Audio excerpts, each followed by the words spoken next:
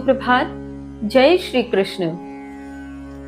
कल तक हमने जाना कि श्री कृष्ण धीर पुरुष का सुख और दुख में समभाव रहने का महत्व बताते हुए उनकी मुक्ति का मार्ग प्रशस्त करते हैं और साथ ही सत व असत का वर्णन करते हुए कहते हैं कि असत का स्थायित्व नहीं हो सकता और सत का कभी अभाव नहीं हो सकता।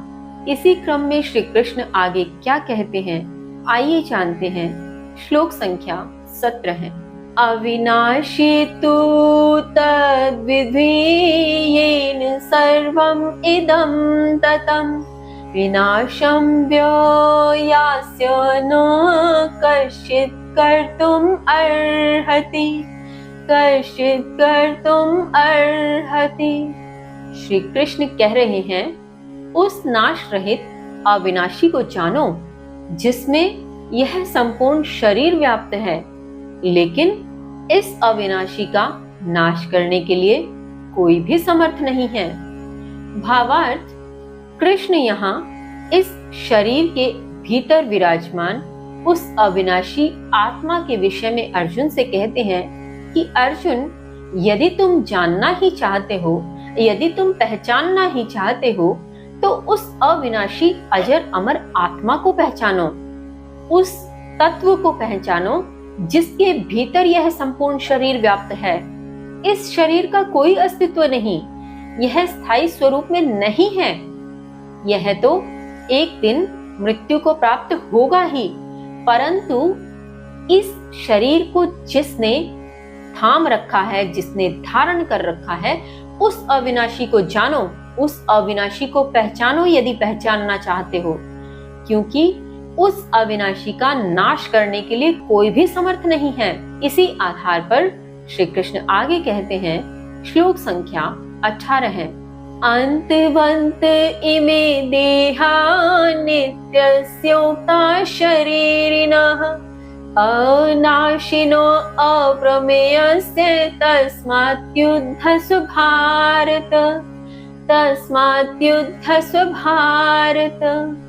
श्री कृष्ण कहते हैं, देहधारी जीव के ये भौतिक शरीर नित्य स्वरूप ही नाशवान कहे जाते हैं। जो इसमें अविनाशी है वह कभी नाश नहीं होने वाला और न ही वह मापा जा सकने योग्य है। अतः हे भरतवंशी, हे अर्जुन, तुम युद्ध करो। यहाँ श्री कृष्ण अर्जुन के विषाद को पूर्णतः खंडित करते हुए कहते हैं कि अर्जुन, तुम जिनके विषय में विषाद कर रहे हो कि तुम उन्हें मार दोगे, तुम्हारे हाथों उनकी मृत्यु हो जाएगी, तुम होते कौन हो मारने वाले?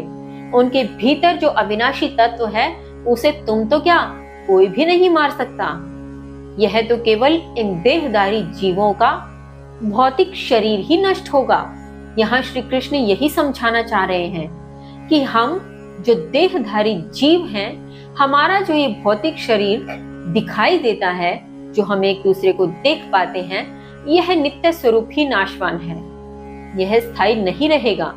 एक न एक दिन इस भौतिक शरीर का अंत हो ही जाना है, किंतु इसके भीतर जो अविनाशी तत्व है, वह अविनाशी तत्व कभी नष्ट नहीं होने वाला और न ही उसे कभी मापा जा सकता है। तो इसलिए हमें इस विषय में विषाद करने की कतई आवश्यकता नहीं है कि भौतिक शरीर किसी का नष्ट हो जाए और हम उस पर विषाद को प्राप्त हो जाएं। वहां अर्जुन के द्वारा तो इस उपदेश की श्रृंखला के पश्चात युद्ध कर ही लिया गया था, किंतु यदि हम इसका अध्ययन कर रहे हैं तो हमारे लिए भी साथ साथ इसे समझते चलना बहुत जरूरी है। आवश्यक है कि हम भी यह समझें, जीवन के भीतर सुख और दुख के जो चक्र हैं वह सर्दी गर्मी के समान आने जाने वाले हैं। हमारा यह भौतिक शरीर कभी स्थायी नहीं रहने वाला, इसके भीतर अविनाशी तत्व कभी मरने वाला नहीं। तो हम क्यों विषाद की स्थिति को प्राप्त होते हैं, क्यों हम अत्यधिक दुखी हो जाते हैं? अतः हमें भी यह समझना आवश्यक है कि हम सुख और दुख में समभाव को अपनाने का प्रयत्न करें। इसी क्रम में आगे श्री कृष्ण क्या उपदेश देते हैं जानेंगे कल। तब तक के लिए जय श्री कृष्ण।